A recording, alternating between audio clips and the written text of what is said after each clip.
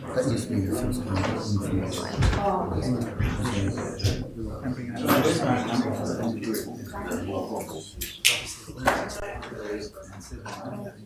No, I'm good.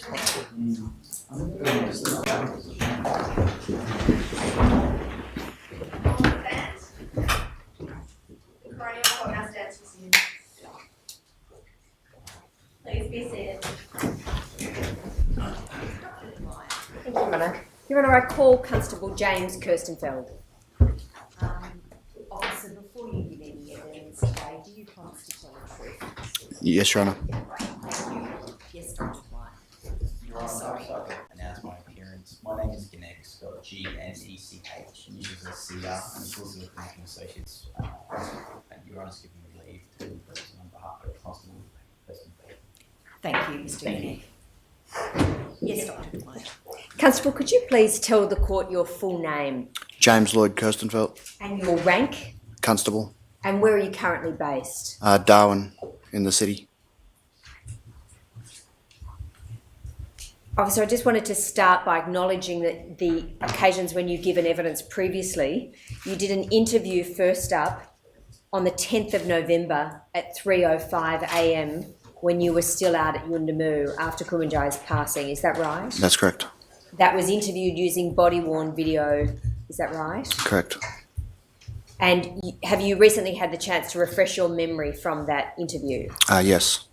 After that, you were interviewed again about 11 days later on the 21st of November 2019, correct? Correct.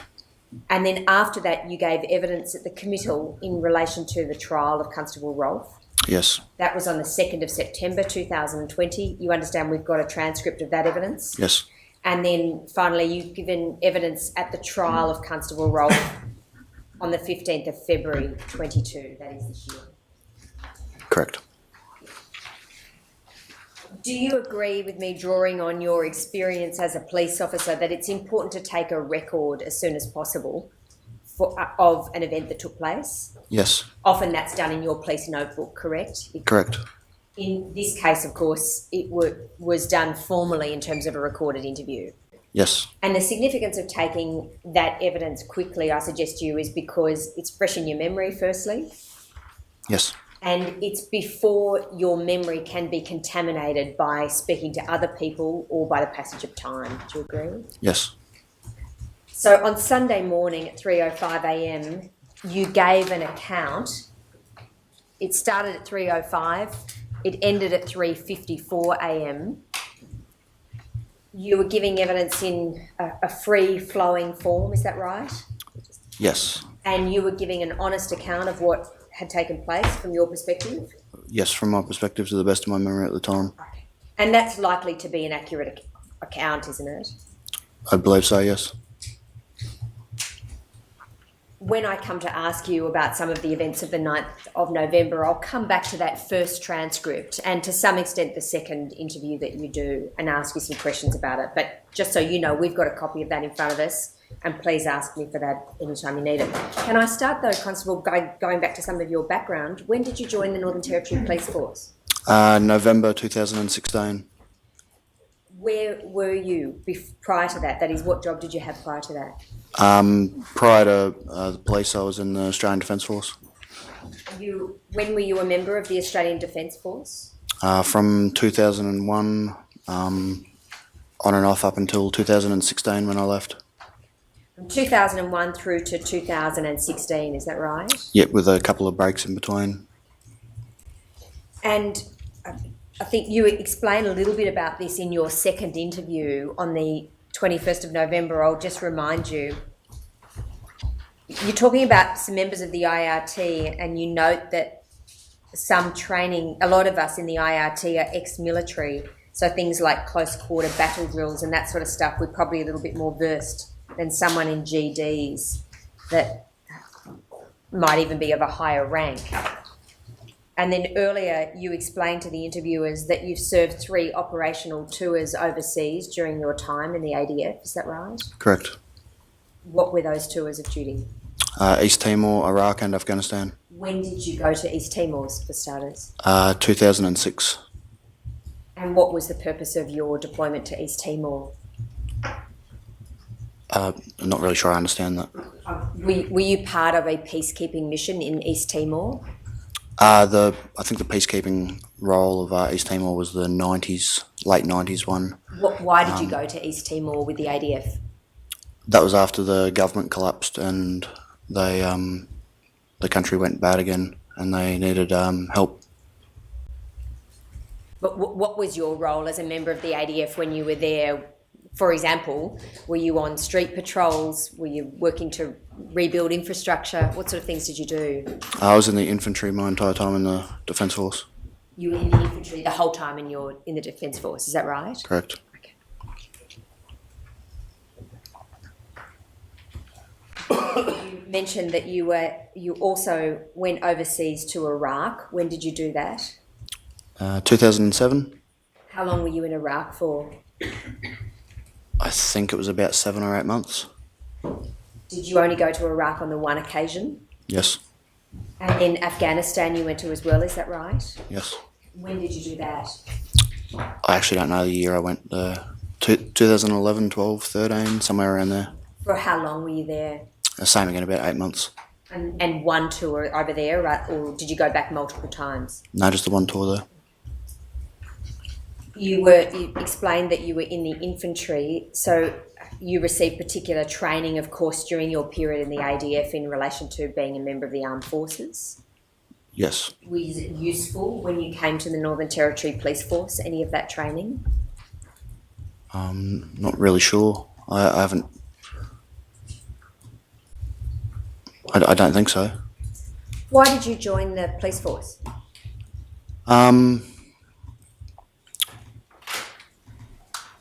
Felt like a similar sort of role, serving the country and community and that, and it was time to get out of the military. I'd been there for quite some time and I was never home. I hadn't seen my wife for quite some time, and she wanted me home more, and unfortunately I made the decision to leave the Defence Force. Did you say fortunately or unfortunately? Unfortunately, Unfortunately. yeah. You regret that decision now? No, I don't regret the decision. I just enjoyed my time there. I see. Okay. So when you left, you came to the Northern Territory. Had you been to the Territory before? A couple of times. You didn't grow up in the Territory, is that No. right? Why did you decide to come to the Northern Territory? I'd been here a couple of times. I really like the weather. The lifestyle up here is everything to do up here is very much everything I do in my free time. It's very outdoorsy. It's fishing and four-wheel driving and camping. It's just a great place to live. When you came to the Northern Territory, did you come to Alice Springs or Darwin? Alice Springs first. Oh, I trained at college in Darwin and then down to Alice Springs.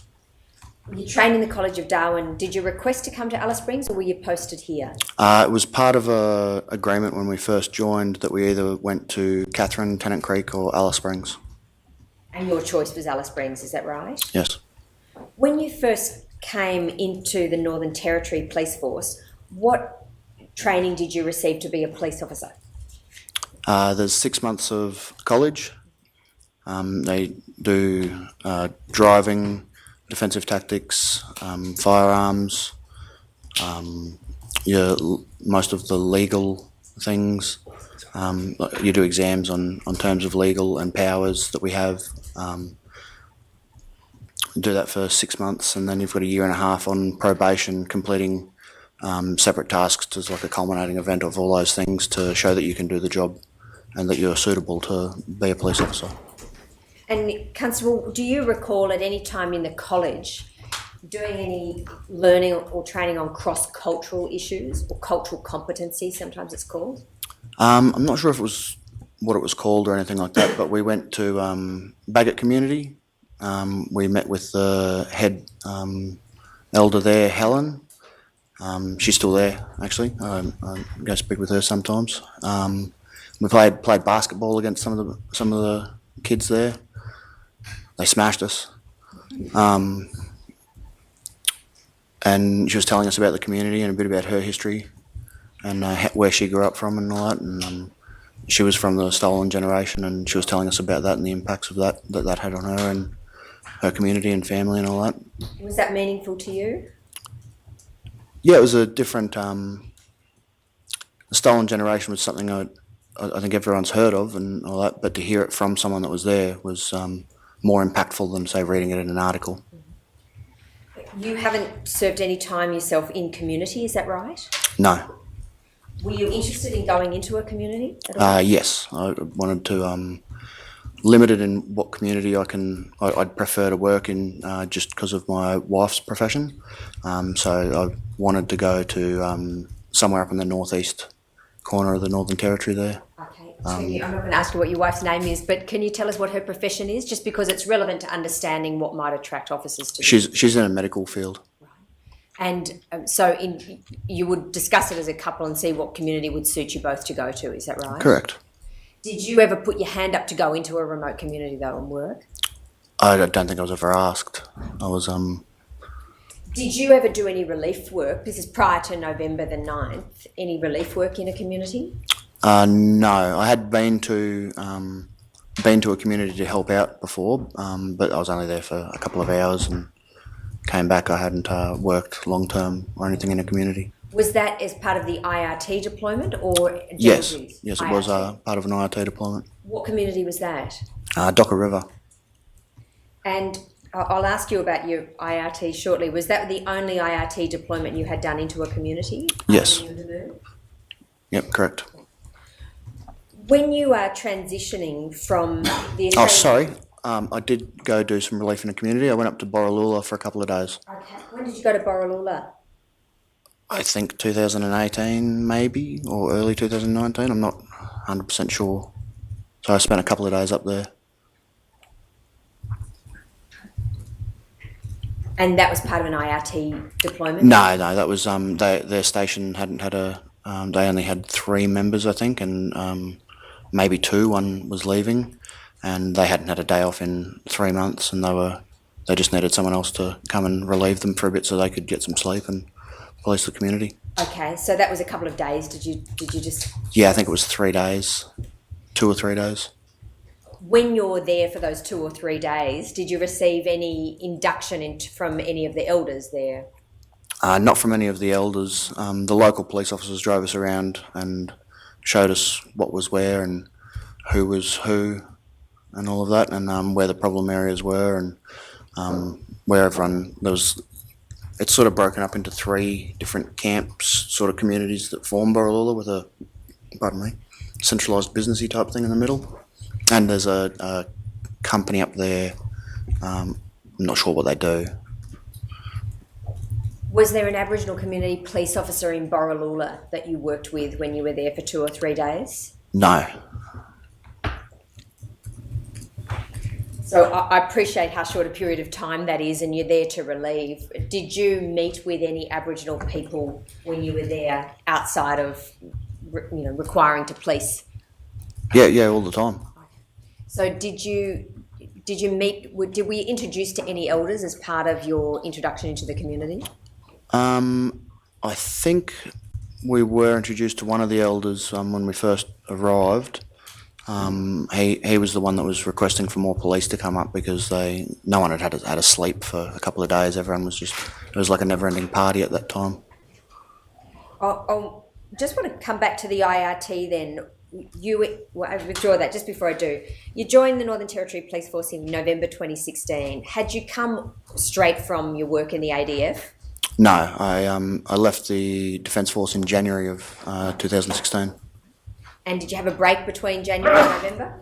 Yeah, just doing some odd bits, bit of construction work, that sort of stuff. Just stuff to keep busy.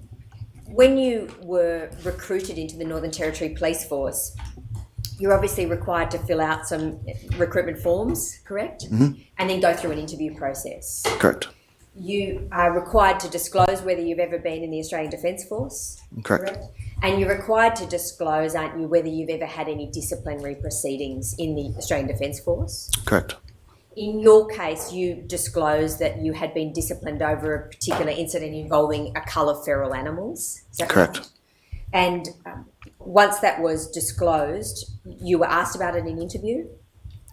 I offered that information to them. Apparently it's not on my record. They didn't know about it, but I gave it to them anyway.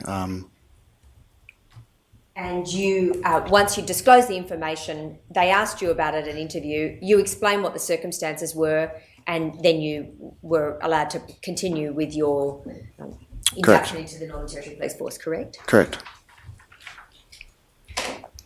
In relation to your training as a police officer, was there anything specific for you as a former ADF member were you given any instruction about how to distinguish your time in the ADF with your time in the Territory Police Force? Like you mean training from the police force to do it? Yes. No.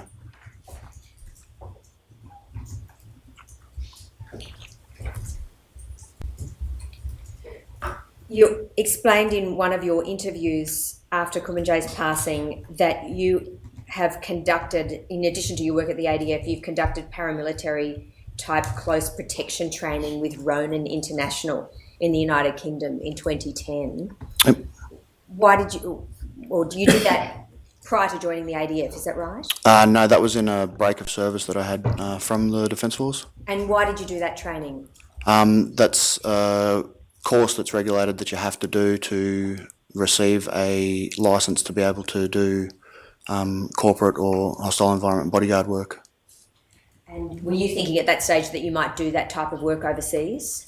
At the time, yes, it was an option that I was exploring. Did you ever do that work overseas? No. What's involved in the training that's offered by Ronan International?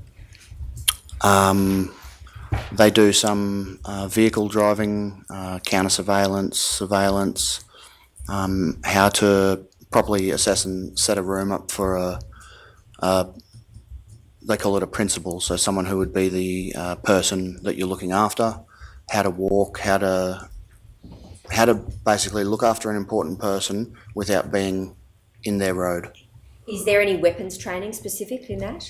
There was some weapons training because in the UK they don't have guns, so we had to go to Europe to show people how to use guns. But so, what guns are you trained in the use of for Ronan? For them at the time, I think it was a Glock and there was a rifle. I can't remember what it was. You were in the infantry in the ADF, you tell us, and you trained specifically, of course, in the use of weapons for that purpose. What long arm firearms? Is that right?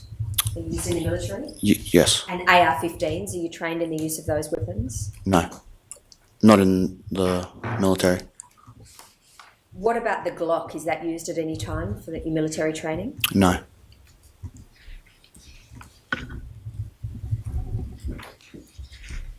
So I take it from what you've just told Her Honour that there's nothing, when you joined the Northern Territory Police Force, you're not treated any differently because you were previously a member of the ADF, is that right? Correct. You joined the IRT according to your records, which of course are in the brief, Constable. You joined the IRT on the 26th of November 2018, and I think there were 4 general support operations that you went to prior to going out to Yundamu in November.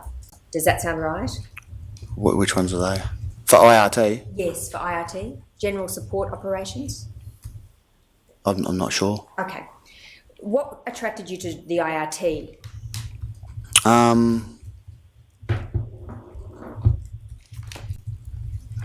Not really sure. It seemed like a busy unit that was doing some work. There was something I used to do a lot down here in Alice Springs, and the IRT was sort of going to be the main use of that because just a limited staff and overwork and all that. You can't really just call on anyone. So it was search and rescue. We used to do a lot of search and rescue on the Larapinta Trail.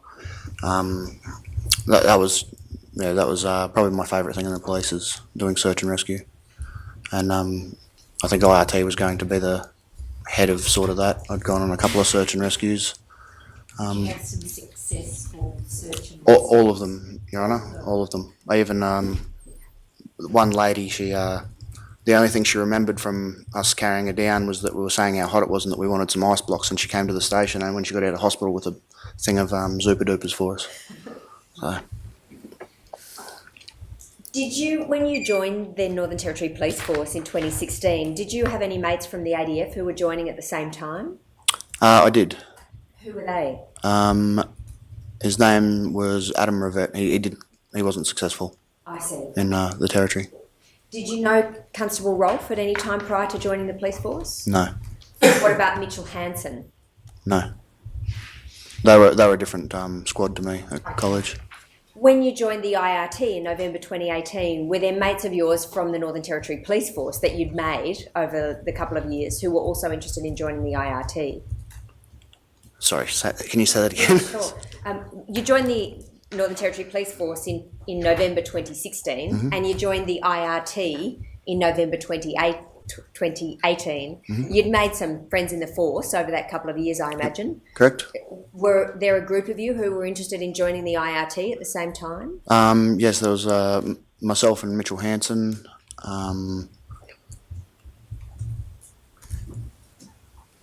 I'm not sure if Rolf was on our little course we did or if he did something before that. I can't remember. It was sort of all the guys at the station. Like, it's just all the usual people that you see at the station and that. So it's a small community being police down here in Alice Springs, and so I sort of knew everyone that was there, and everyone knew each other. You work within a squad when you're on duty, is that right? Your patrol group, we call Patrol it. group. Were there other members of your patrol group who you got to know well? Yeah, most of them. And were a number of the members of your patrol group interested in joining the IRT? It was only Mitchell Hanson and myself, I think. When you joined the IRT, I take it that you were a police officer who was energetic, correct?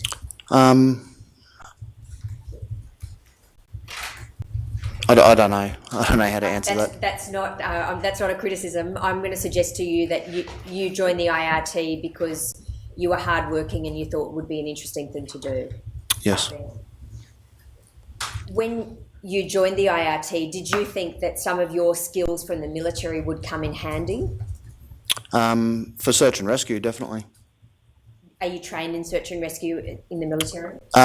Not search and rescue, but the principles are very much similar, and like tracking abilities and all that sort of stuff helped out a lot. We have heard some evidence from Constable Ebel over the last couple of days about the sort of training that takes place in the IRT, and that includes training in relation to cordon and contain. You recall that? Correct. And also in terms of clearing a house. Yep, correct. Trained in that. You're in the military. You would have had some training in terms of clearing a house. Is that right? Several different ways, yes. Was that useful to you in terms of the IRT training? No, completely different concept. In what way?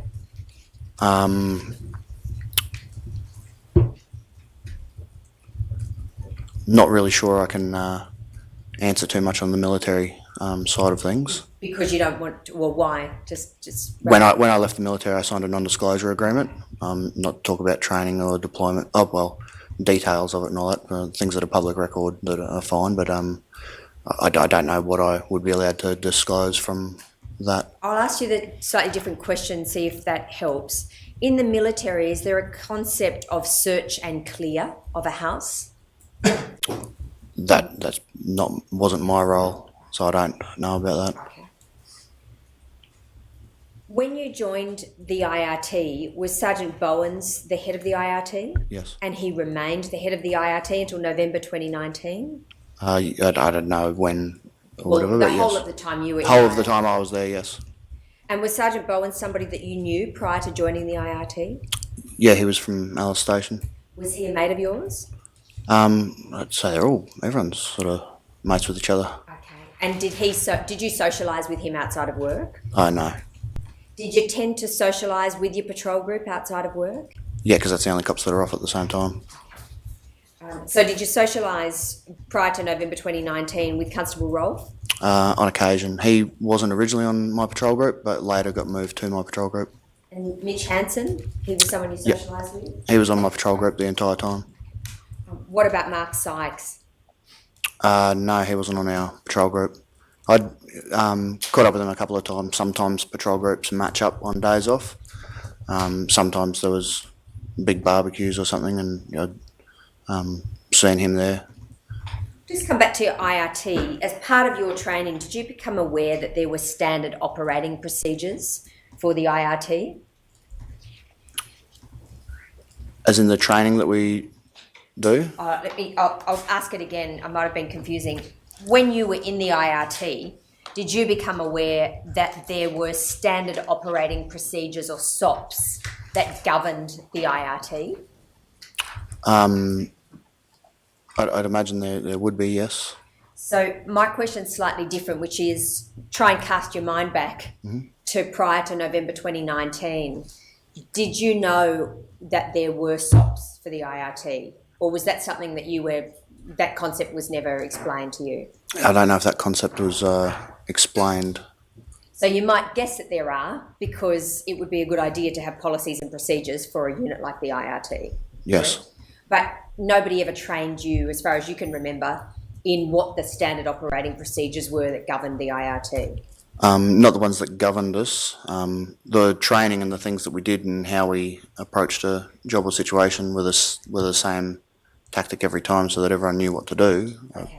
If that's what you mean, or No, I'll ask you about that separately. I just wanted to stay on those SOPs for a moment. I'm just pulling them up so I can read something to you. They're in our brief of evidence for the benefit of the lawyers following the evidence at 17-23. In those, there are things called, as Her Honour has read, standard operating procedures, Alice Springs Immediate Response Team. It doesn't surprise you to know that there's a document called that. not at all. And if I could just let you know, this is a document that is dated the 30th of June 2017.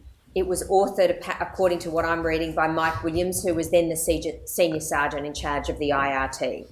By the time you got there, it was Sergeant Bowens. And if I can ask you to accept from me, we're told that these standard operating procedures were still in existence in November 2019. So these standard operating procedures distinguish between a high-risk deployment and a general support operation. Are those two terms something that you're familiar with? They sound familiar, but I'm not really sure what the definition between the two would be. Okay. A high-risk deployment needed the approval of the Assistant Commissioner before IRT could be sent out. A general support operation required approval from the Commander of Southern. I appreciate that you were a constable, you're not the sergeant of the IRT, but did you know that there were different levels of approval required for different types of jobs? No. Oh, well, in terms of that, yes. Oh, no, but like I do know that for certain things there are certain levels of approval and all that. Some things can be a senior sergeant approval, and that they don't have to do with this, but I do know that does exist for other things. Okay, but in terms of an IRT deployment, I'm about to take you to what happened on the 9th of November. You might get a call out saying, "Hi James, are you available for this deployment?" Do you then turn your mind to who's approving it, or is that above your pay grade? That's well above my pay grade. According to this document, general support operations would include the following. I'll just read them to you. Assistance to search a warrant entry, assistance in the arrest of violent offenders, assistance in the arrest of persons evading police or who have escaped lawful custody, a large-scale community disorder, civil unrest, assistance with search and rescue operations. So in terms of a general deployment, if I suggest to you, some of our records show that you'd been deployed on 4 general support operations. Is it fair to say that your memory might be a bit rusty now as to how many times you've gone out with the IRT? Yeah, I don't recall that. unless some of the search and rescues were IRT deployments, were they? They may well have been. The only one, you can remember Docker River you told us about? Yep. Was that to assist with the arrest of somebody? It was because firearms had been stolen in the community, so the cross-border team went down there, and we were just down there because of the threat of loss of firearms that had been stolen. But we couldn't really do too much because we don't have cross-border powers, so it was pretty much all up to them. So in the cross-border team went out there. Were you effectively underneath them in terms of a structure of command? I was with Lee Bowens, so I was under him. He was the sergeant there. The cross-border team pretty much sorted. I think the shop sorted the issue out, and they all came back. When you went out with Sergeant Bowens to Docker River, were there other members of the IRT who went with you?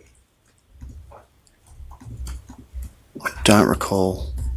I think there was another person there, but it might have been one of the cross-border team guys. I can't remember.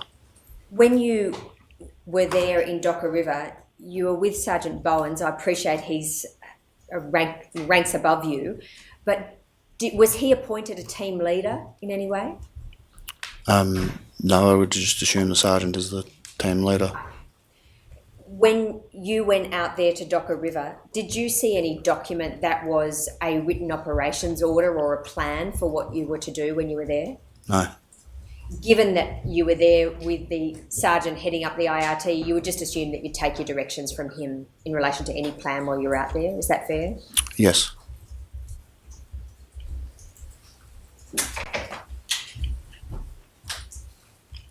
I'm going to come now to your knowledge of Kumanjayi. On the 7th of November, you attended Walpuri camp with some other officers in your patrol group to try and look for Kumanjayi. Is that right? Correct. He was not located on that day, of course. No, it was not. Had you ever met Kumanjayi at any time prior to the 9th of November? Not that I know of.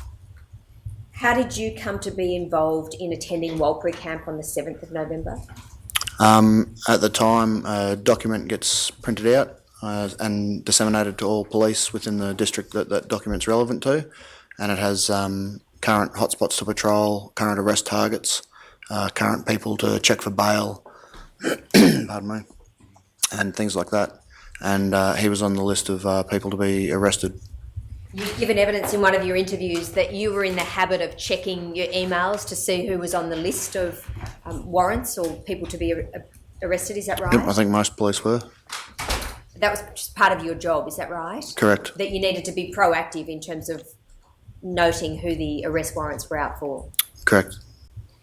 So, And the hotspots to patrol where, like, sometimes a certain suburb will be getting broken into a lot more, so if we're in between jobs, we might patrol through that area more, and things like that just helps us to conduct our shift and do our job. prior to all, do you recall now who you went out to Walpuri camp with in terms of your patrol group to look for Kumanjayi on the 7th? I don't know. Who was my partner that day? Can I tell you that I think that Constable Rolfe was with you on that occasion? It could have been. We didn't always keep the same partner. Every couple of shifts you changed partners to who you were working with. So sometimes I was working with Rolfe, sometimes I was working with other people. Sergeant Evan Kelly, do you recall him being there? He was our patrol sergeant at the time, yeah. Prior to going out to Walpuri camp on the 7th, do you recall looking at the body-worn video footage of the incident on the 6th in Yuendamu involving Kumanjayi? I'm not sure when that came out. That's the axe incident you're referring to? Yeah, I'm not sure when that came out, but I did see that when it did come out. So you saw it on either the 6th or the 7th, is that right? Yeah, whenever it came out, whenever we first saw it, I don't know the days. Sorry. You know now, don't you, that Sergeant Frost put a warning, an arrest warning for Kumanjayi, so that there was a warning that he may be violent towards police. Yes. Did you see that on either the 6th or 7th? I'm not sure. When you say whenever it came out, the body-worn video footage, once it's placed on the computer system, can be accessed by all officers if it's relevant. Is that right? Yeah, I think it came out as a. There's also a management significant events button to show what important events are happening around the territory, and that was on there. And someone had clicked on that, and I don't know if the body-worn was attached to that or if they'd gone. I don't know how that went into that. But we saw the body-worn footage of that. When you say we saw the body-worn video footage, I appreciate I'm asking you to cast your mind back, but do you recall the first time you saw that body-worn video footage? It was, I think, at the start of a shift. It's usually when people check the emails, promise jobs, the management significant events, all of that sort of stuff. And did you watch that body-worn video footage with other officers? Yes, because I didn't open it myself, so I would have. when you watched the body-worn video footage, there would have been chat amongst the officers about what they were seeing. Is that right? I don't know. Were you shocked by what you had seen on the 6th of November? I don't recall. Do you recall thinking that that was a significant event, that Kumanjayi had picked up the axe in those circumstances? Yes, I do remember thinking at the first when I was watching it, because I didn't know what the event was about. I thought I was going to see someone hit with an axe. You thought you were going to see someone get hit with an axe? Yes. Why did you think that? The way the axe was presented, and So when you started to watch it, you thought that? yes, that's what I thought that it was. Did you comment on that when you were watching it? I don't think so. Do you recall any comments made by any other officers? No. Constable Rolfe was there at that time, is that right? I believe so. Do you recall any comment he made? I don't recall. Do you recall any discussion about the community police officers and the way they'd handled that? I don't know. I don't recall. I don't make a habit of commenting on other people's jobs. I wasn't there, so I don't know what the lead up to it, the afterwards, what they felt, what they saw. I don't know. I wasn't there, so I tend not to comment on other people's jobs. You saw that body-worn video footage on a number of occasions, though, didn't you? I think twice, Maybe maybe 3 times. When was the second time? Before we deployed to Yuendamu. When you watched it the first time, before you went out to Walpuri camp, did you watch it on a number of occasions with those officers? I think it only played the once. I'm not sure. We have in our brief of evidence a record of how many times Constable Rolfe accessed that body-worn video footage. It was more than once between the 6th of November and the 9th of November. Do you recall watching it with him on more than one occasion before the night? No. Prior to November the 9th, you said you've never worked in community yourself. Do you remember any discussion around the police station which revealed a view of community police officers? No. A lot of the cops are either going to or coming from community. A lot of the police are community police officers. You ever heard anybody talk about them as being too soft No. or lazy? No. Or that being a free ride or an easy run out at when you I work? don't think that'd be the case at all. Why don't you think that'd be the case? They have to work very differently to metropolitan police. Not that you'd really call Alice Springs metropolitan, but you know what I mean. They live in the community that they police. They're like, I live in a suburb, yet I police Darwin City and the surrounds and all that. It'd be like if I just policed the suburb I was in. My neighbours, everyone, that's who you're policing. You live there with them. It's your neighbours. It's the people you're buying groceries from. So you can't just. Sometimes there's not the urgencies. It's different. It's a very different style of policing, and because of the limited people out there and the fact that people are 24 hours a day, they'd have to work a lot, and they get a chance to work on relationships a lot more than we do. They get to talk to people. And it's just a very different style of policing.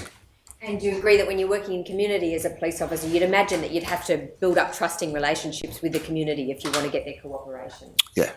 Did you know that back in November 2019? Or is that something you've reflected on more since? I think that's a pretty common knowledge thing, that's how they have to work. I'm not sure, because we had a lot of bush cops come to us or to and from. Like, we're surrounded by bush stations, so always working with bush cops. Sometimes they're a bit funny because they like to talk to people a lot. They still think they're in community when you're trying to rush to a job and they're stopping for a conversation, but that's how they have to do it, because they're policing with their neighbours.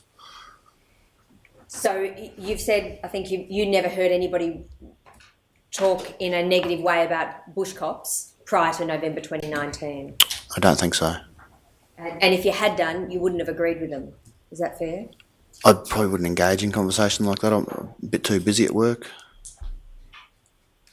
I might come back to that, but I want to start on the 9th of November and what happened when you got the call out to Yuendamu. Were you meant to be on shift on that day? Maybe. You remember getting a call from Sergeant McCormack? I do, yep. And what did he say to you during that call? He asked if I wanted to deploy to Yuendamu for a couple of days. And did he say why during that call? I don't recall. You clearly remember him saying for a couple of days. I think so, yes. And he asked you to come down to the station. Or could be a couple of days. And he told you to come down to the station if that was okay. Yeah, I said I'd ask my wife first.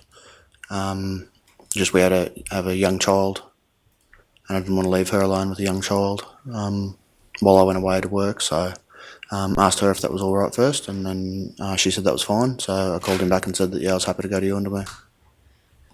When you said you were happy to go to Yuendamu, can you just help us understand, in terms of saying yes to an IRT shift, what were the benefits of that for you? I don't really know. I haven't asked anybody this yet. Were you just being a good team player because you were being asked to do it, or were there higher duties, allowances, or anything like that? Oh yeah, I think you get I think you get more money for it, like for your overtime payment and all that. I don't know if there's a higher duties allowance and all that, but a lot of bush time, as like I said, they work a lot, is overtime because it's just non-stop work and they're limited staff. So whenever we go anywhere, I think it's usually on overtime.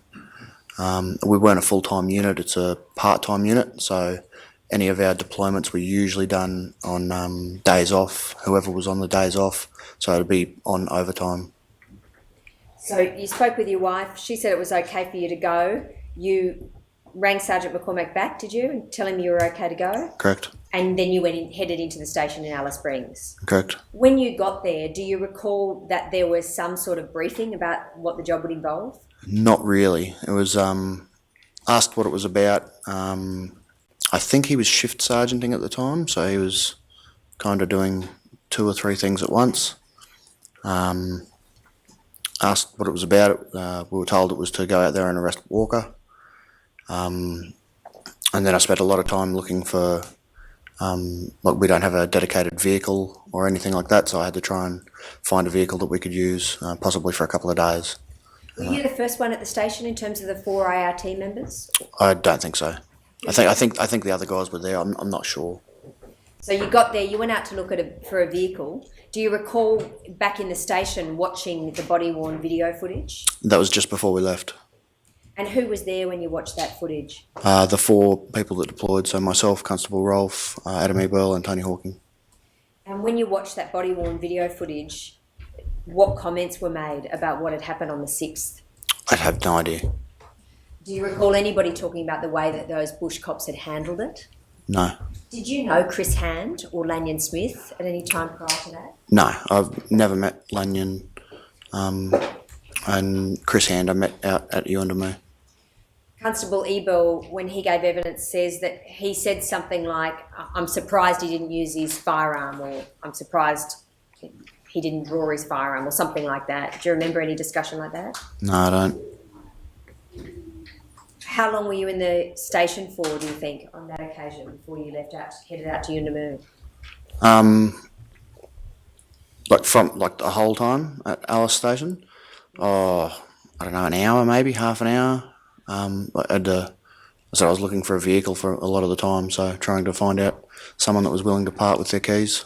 Did Sergeant McCormack tell you that Constable Rolfe had particular information in relation to this job?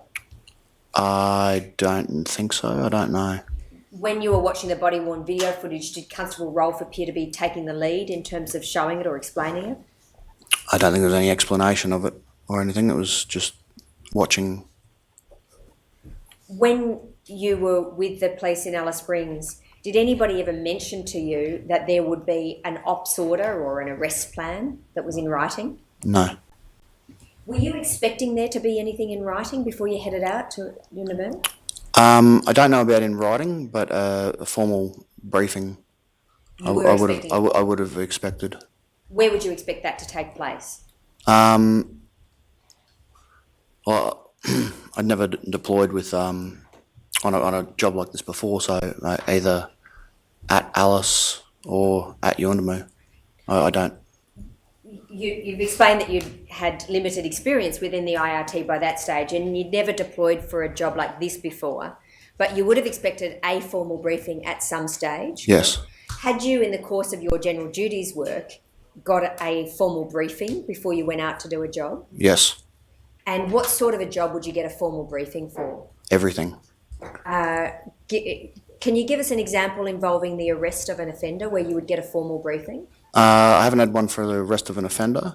I get them for traffic duties for the Saturday protests for COVID. We have a proper formal briefing. Anything where there's a mission and a job, any big events where we're the police at the big event, we have a formal briefing. So for like base in the grass and things like that, we have a formal briefing of how that is to occur, and everyone understands what the job is. Taking that is right, did you get a briefing before you went to Walker camp? I don't recall, Your Honour. Would you have expected one? No, Why not? that seemed like just part of our GD's work that came out on that document. So it was just sort of the same as usually what we do is when that person's from Walper camp, so next time we're in Walper camp we'll just look there. Just print the document out. It's usually in the car in your kit bag, and as you're going through your job, checking the hotspots or going to wherever the radio sends you, sometimes that person will be involved in what your general duties things are, so it wasn't really a thing to expected briefing for that. Can I just see if I can refresh your memory about something, Constable Kirstenfeld? We've got some evidence, as you'd imagine, from Sergeant Kelly and Constable Rolfe and others that went to the Walpurgis camp, and they tell the court in their evidence that there was some form of briefing in the Bunnings car park that took place. It was, I anticipate, Your Honour will hear that it was led by Constable Rolfe because Sergeant Kelly arrived later. Were you at that briefing? Yeah, that sounds like something that we would do. I think I call that a bonnet brief. A bonnet brief.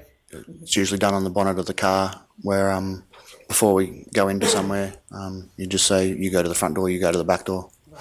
So you've anticipated my next question, which is, at that sort of a bonnet briefing, is there a discussion of the plan for an arrest? Not for, like, it's more like who's doing what job and where you go. You don't really know where someone is and all that. The plan of the arrest, I don't really understand the whole concept of this questioning around the plan of arrest, because what I look at it as is the significant act of arrest, as in like I place my hand on someone and tell them they're under arrest, not you make sure you grab his left arm, you make sure you grab his right arm. It's just not going to work on the day. Sure. And when you're on general duties and you have to arrest somebody, it's sometimes an evolving situation, isn't it? Always. You might try to arrest somebody by just asking them, please sir, can you turn around and put your hands behind your back? But then it might evolve from there. Correct. You might think you might anticipate use of force, but actually you're able to just calmly bring somebody in, correct? Most of the time. You've got to assess the situation, don't you? Correct. But I'm going to suggest to you an IRT deployment into community in the circumstances in which there was an attempt to arrest Kumanjayi was in a different category, wasn't it, to a general duties arrest? Yes. Because as you knew from watching the body-worn video footage, Kumanjayi was a young person who was extremely volatile on the 6th of November, is that fair? That's what it appeared, yes. And he picked up a weapon that, as far as you could see on the body-worn video, looked very threatening. It appeared so. And might well have been very dangerous for police in that situation, correct? Correct. And therefore I would draw that, and therefore did put Kumanjayi in a dangerous situation because he picked up that weapon in those circumstances. Yes. So you needed to do some sort of risk assessment, didn't you, as to what you might locate on the 9th of November? Yeah, we didn't have a risk assessment, unfortunately. No. And I'm suggesting to you it would have been really helpful if one had been done. Do you agree? Yeah, I agree 100%, yes. And it would have been helpful if if you'd seen one as part of a formalised plan before you went out. Yes. And at the very least, after you got there, you all discussed the formalised risk assessment. Do you agree? Sorry, what was that? It would have been helpful if at some stage before you walked into the community in Yuendamu at 7:06 p.m, the four of you in the IRT and Donaldson had discussed what that plan was, Yes. so that you were would all be, on the same page effectively, correct? That would have been good, yes. And then you can talk about your detailed roles in accordance with that plan, correct? Correct. And if you're anticipating that Kumanjayi may well pick up a weapon, you can put in a strategy to minimise the risk, can't you? Yes, sometimes. Can you tell her on a drawing on your experience what strategies you might use to plan for an arrest of someone who might pick up a weapon? If you believe that they are armed when you go there, Or might be armed. or might be armed, you'd approach from a distance. Generally, what I would have would be the beanbag shotgun, because it provides a less lethal capability out to 25 metres, as opposed to the baton spray or taser, which are very close proximity and well within the 21-foot zone. I'm sure you've heard that term, the 21-foot zone thing before. Yep. So outside of only a couple of metres, the only option other than a beanbag shotgun is a Glock.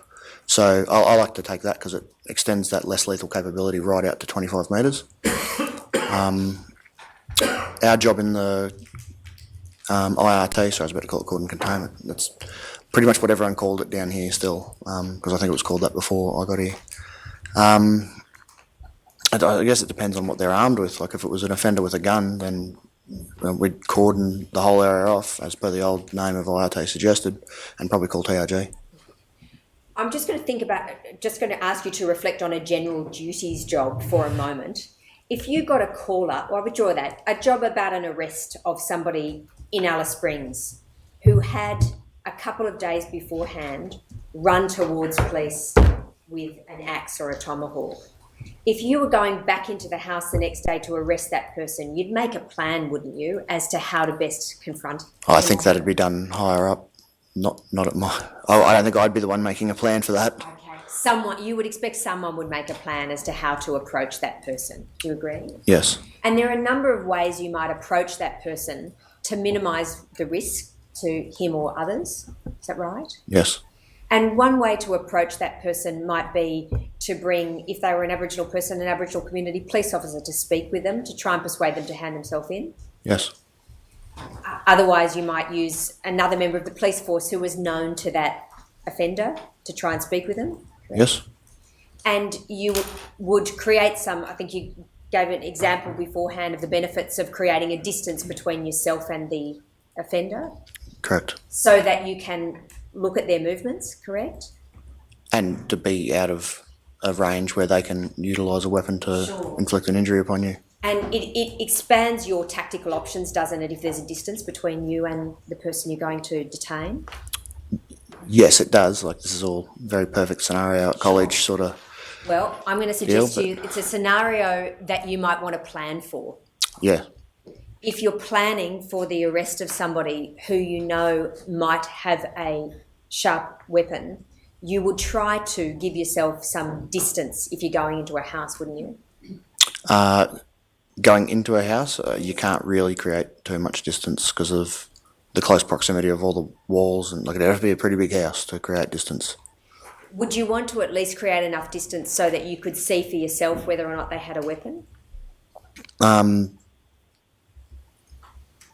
Well, ideally. And you'd want to create, if possible, you'd want some light so you can see? Always. They're sorts of things that you might factor into your risk assessment of the situation. Correct. In relation to the arrest of Kumanjayi, it was more than a general duties arrest, given that the IRT were asked to assist? I believe so, yes. Did you make an assessment yourself as to whether or not Kumanjayi would present a high risk to police? I believe I regarded him as a high-risk offender, being that he had recently used violence to escape custody, and the recent alert on him for that as well.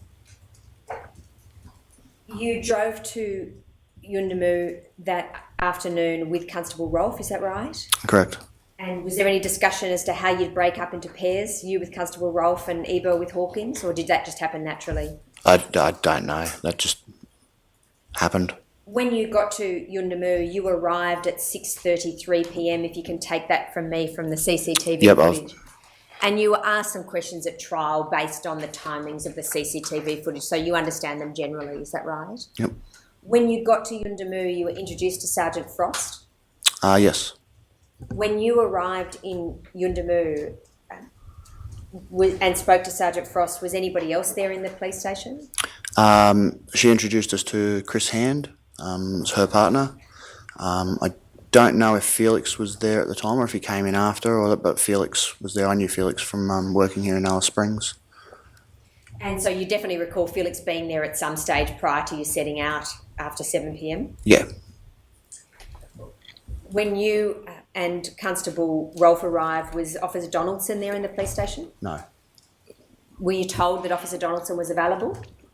Yes, when not sure how long after we arrived or anything, but Julie Frost said that he was there in the community, and I said good, and I gave him a phone call and asked him to come back to the police station. When you gave him a phone call, did Constable Rolfe stay there with Sergeant Frost? Yes, I think so. Did you step outside to give him a phone call, or did you phone him from within the station? I don't recall. Did Officer Donaldson come back after that? He did, yes. Did you know him? From working here in Alice Springs, yes. Did you know he was going to be out there with you that day until you got to Yuendamu? No, You were pleased to find out that he was out there, is that right? always. Why is that? Dogs are a great tool for policing. Did you think that the dog could be incorporated into the plan in terms of the arrest of Kumanjayi? Yeah, that usually, like the dogs are used quite extensively. Did you anticipate that there then would be some discussion between the 4 ART members and Officer Donaldson and others as to how to approach the situation? Not sure.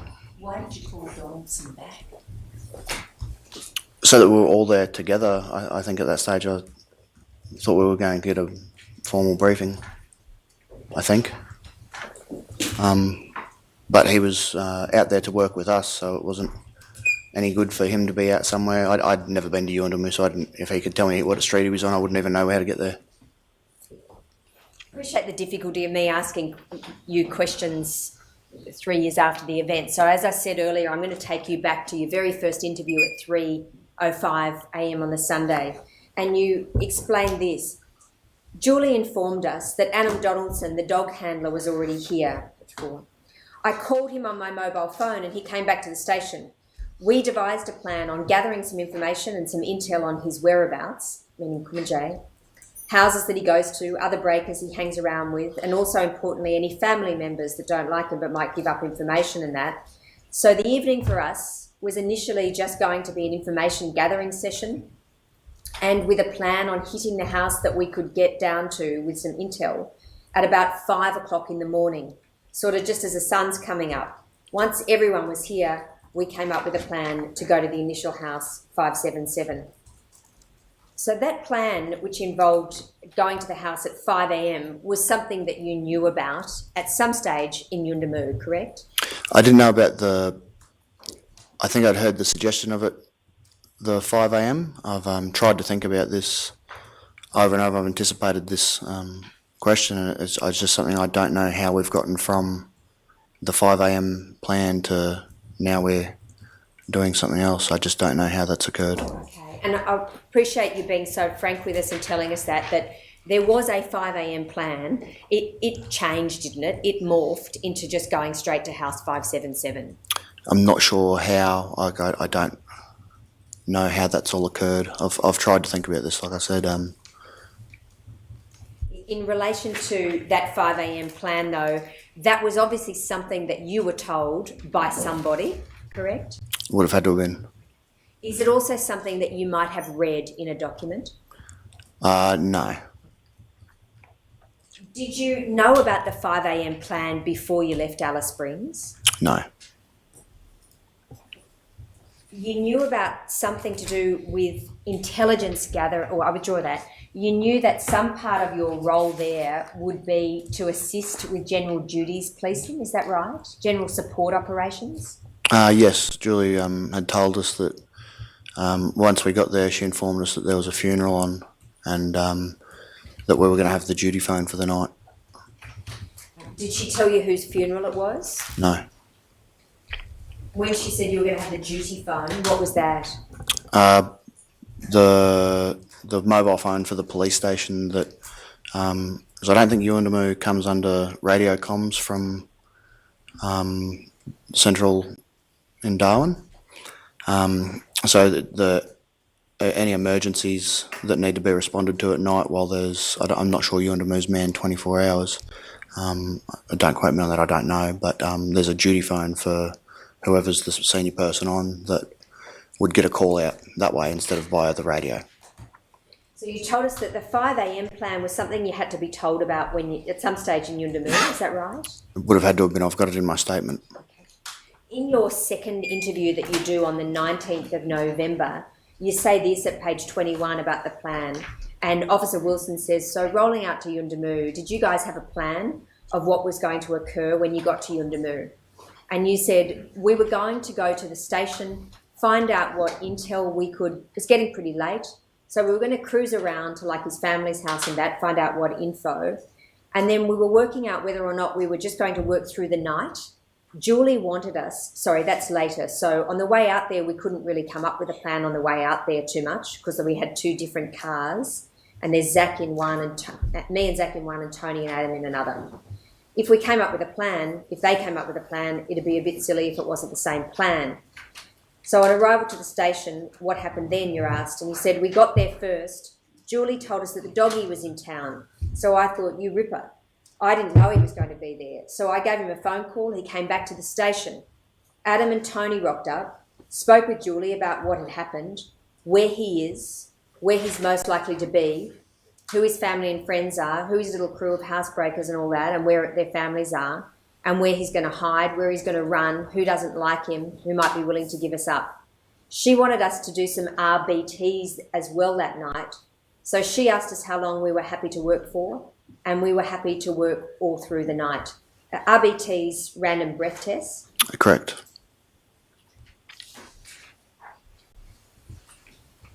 You go on to say at page 23 that Julie had a map and she was pointing to houses at one point in time, and you recall Felix being there. At page 24 you're asked, so just for the recording, it's pretty much approval that Sergeant Frost, the plan she sent in to get you approval to have you guys. And you say, I'm pretty sure she sent the plan that we're going to do, or what we're going to do anyway, which is just intel gathering and snatch him in the early morning. So you're pretty clear in those first 2 interviews, aren't you, Constable Kirstenfield, that you knew about the 5 a.m. plan from Julie, and the plan was intel gathering and then grab Kumanjayi about 5 a.m. in the morning? Yeah, I think that was the 5 a.m. thing. I think was a verbal, something that was verbally told to me, not something that I've read in the document. Do you recall when you were verbally told about that plan by Sergeant Frost, who was there in the room with you? I have no idea. Constable Rolfe at least would have been there with you, is that fair? Well, he arrived with me, so he would have been in there with us, yes. So it was either you and Constable Rolfe were there, or you, Constable Rolfe, and the 2 IRT other members were there, is that right? Possibly. Do you recall discussing the 5 a.m. plan at all with Adam and Tony? No.